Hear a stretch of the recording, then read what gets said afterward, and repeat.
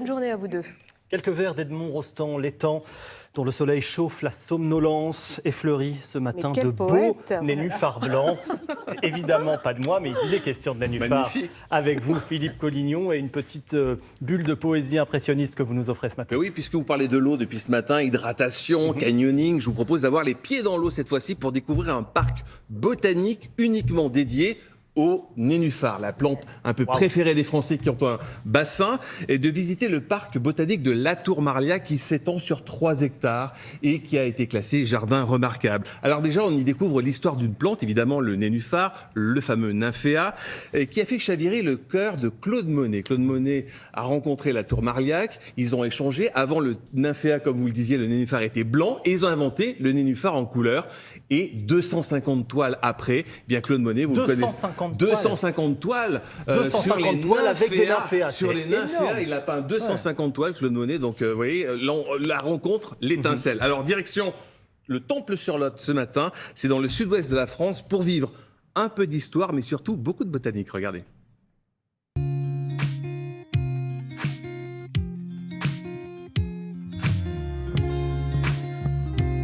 Cette pépinière a été créée en 1875 par Bory Latour-Marliac pour héberger sa collection de nymphéas rustiques colorés. Avant, il n'y avait que le nénuphar blanc. Ici, nous sommes parmi les bassins d'origine que Latour-Marliac a construits vers 1870. En créant les hybrides, Bory Latour-Marliac a créé le marché pour le nénuphar en tant que plante ornementale. Toutes les autres pépinières de plantes aquatiques et de nénuphars qui ont suivi pendant le XXe siècle, ils ont été obligés d'acheter leur stock de base de cette pépinière au Temple-sur-Lot. Et c'est pour ça que partout dans le monde, en Chine, aux États-Unis, en Allemagne, les nénuphars portent les noms français, même aujourd'hui. Là, on a une jolie variété rose. Et là, vous allez voir que le nénuphar, ça pousse d'un rhizome, un peu comme une iris. Les fleurs vont s'ouvrir le matin et fermer le soir. Et là, pour cultiver un nénuphar dans un bassin de jardin, on plante le nénuphar dans un pot avec une terre argileuse, avec de l'engrais, et c'est facile à cultiver. Dans les bassins de culture, on trouve plus ou moins 200 variétés de nénuphars rustiques, de toutes variétés et de toutes couleurs. On fait toujours un tout petit peu d'hybridation, mais notre raison d'être, c'est la commercialisation des nouvelles variétés qui sont faites par les hybrideurs amateurs qui sont un peu partout dans le monde. C'est comme ça qu'on apprend de l'existence des nouveautés. Claude Monet a découvert l'existence des nénuphars rustiques colorés de Bory Latour-Marliac lors de l'exposition universelle de 1889 à Paris.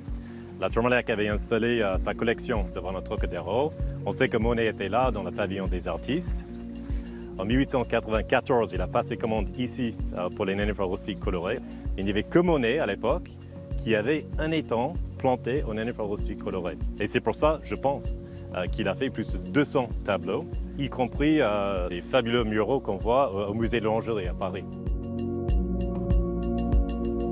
On se retrouve devant la statue de Bory Latour-Marliac. Sa main, il a une fleur de nénuphar et un pinceau. Et il va prendre le pollen de cette fleur et le déposer sur une autre plante vivante pour créer une nouvelle variété. En fait, tous ces 2 maîtres, ils ont créé leurs œuvres avec le pinceau. C'est magnifique. Alors, c'est quoi le secret pour avoir de très beaux nénuphars quand on a la chance d'avoir et un jardin et un bassin? Oui, souvent on nous pose la question, ils ne fleurissent pas, ils ne se développent pas. Il faut minimum une profondeur de 40 cm. Il faut 6 heures d'ensoleillement par jour, comme un potager d'ailleurs. Il faut les rentrer lorsqu'il fait moins 15 degrés. Et puis il faut apporter, et ça c'est vraiment capital, de l'engrais chaque année, sinon il n'y aura pas de floraison. Une fois par an alors?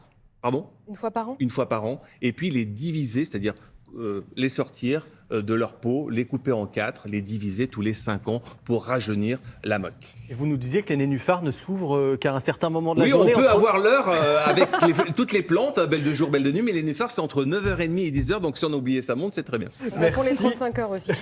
C'est ça. 35 heures du nénuphar. Merci beaucoup Philippe Collignon. 24 heures, lui. On rappelle le nom de ce jardin remarquable, Latour-Marliac. Voilà, le jardin botanique de Latour-Marliac, Temple-sur-Lot. Merci beaucoup. On se retrouve juste après une toute mini pause.